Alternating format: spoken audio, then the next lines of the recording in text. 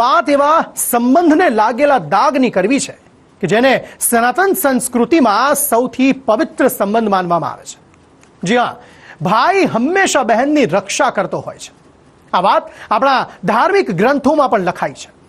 પરંતુ જો તમને કોઈ કહે કે એક ભાઈએ પોતાની જ બહેનની આબરૂ લૂંટી છે તો આ વાત પર વિશ્વાસ કરવો અઘરો છે. પરંતુ ગુજરાતમાં એક ખૂણેથી આ હકીકત બનીને ઘટના સામે આવી છે, જ્યાં મેલી મંથરાવટીએ ભાઈ બહેનના સંબંધોને લજપ્યા. ભાઈએ બહેનને એક બે વાર નહીં પરંતુ અનેક વાર પોતાની હવસનો શિકાર બનાવી અને અંતે કંટાળીને બહેને નરાધમ ભાઈના પાપનો પોલીસ સમક્ષ ભાંડો ફોડી નાખ્યો. હવસખોરે ન રાખી સંબંધોની મર્યાદા.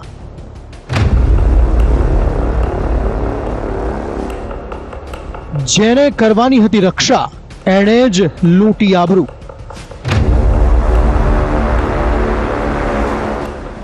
ભાઈ થઈને બહેન સાથે આચર્યું દુષ્કર્મ.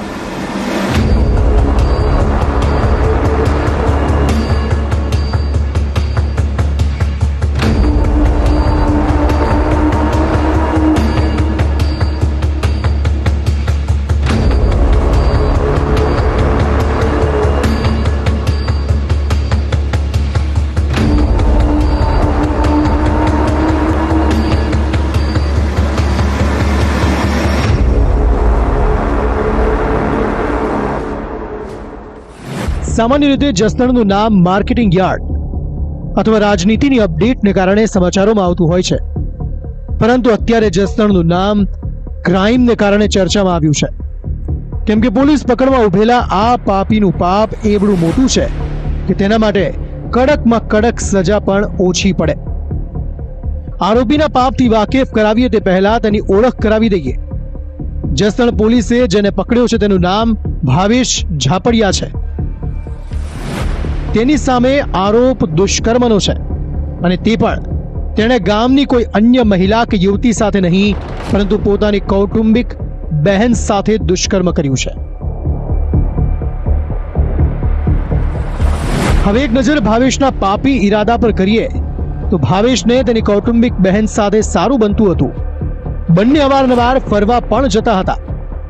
બંને સાથે ફોટા પણ પડાવતા હતા. જેમ જેમ ફરવાનું વધતું ગયું તેમ તેમ ભાવેશના મનમાં બહેન પ્રત્યે લાગણી વધતી ગઈ અને એક દિવસ ભાવેશે બહેનને પોતાના પાપી ઈરાદાની વાત કરી દીધી. જો કે બહેનના મનમાં ભાવેશ પ્રત્યે એવી કોઈ ફિલિંગ્સ નહોતી, એટલે બહેને ભાવેશના પાપી ઈરાદાનો સાથ આપવાનો ઇનકાર કર્યો, જે ભાવેશથી સહન ન થયું અને ભાવેશે બહેનને વશ કરવા માટે પોતાની શારીરિક ભૂખ સંતોષવા માટે બહેનને બ્લેકમેલ કરવાનું શરૂ કર્યું.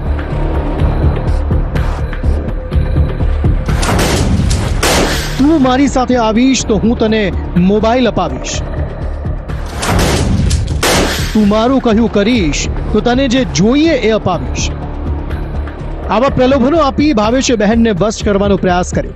તેમ છતાં બહેન ન માની તો ભાવેશે ધમકી આપવાનું શરૂ કર્યું. તું મારું કહ્યું નહીં કરે તો આપણા ફોટા બધાને દેખાડી દઈશ. સોશિયલ મીડિયા પર આપણા બંનેના ફોટો વાયરલ કરી દઈશ. ભાવેશની આ પ્રકારની ધમકીથી બહેન ડરી ગઈ અને ભાવેશ સામે સરેન્ડર કરી દીધું અને સમયાંતરે ભાવેશ પોતાની કૌટુંબિક બહેન સાથે પોતાની હવસ સંતોષતો રહ્યો. એના જ ગામનો વતની ભાવેશ કરીને છે અને એ પણ કાસકોલિયા એનો કુટુંબી ભાઈ થતો હોય. તેને જુદી જુદી જગ્યાએ ફરવા લઈ જઈ મોબાઈલમાં ફોટા પાડી અને મોબાઈલ વાયરલ કરવાની ધમકી આપી અને તેના મધરને ગાળાગાળી કરી અને મૂંઢમાર મારી અવારનવાર શારીરિક શોષણ કરેલું હોય, જે અનુસંધાને તાત્કાલિક જસદણ પોલીસ સ્ટેશને દુષ્કર્મની ફરિયાદ નોંધવામાં આવેલી છે નવા કાયદા મુજબ અને આ આરોપીને તાત્કાલિક અટક કરવામાં આવેલા છે અને બીજો કોઈ ગુનો કરેલ છે કે કેમ તેની પૂછપરછ ચાલુ છે.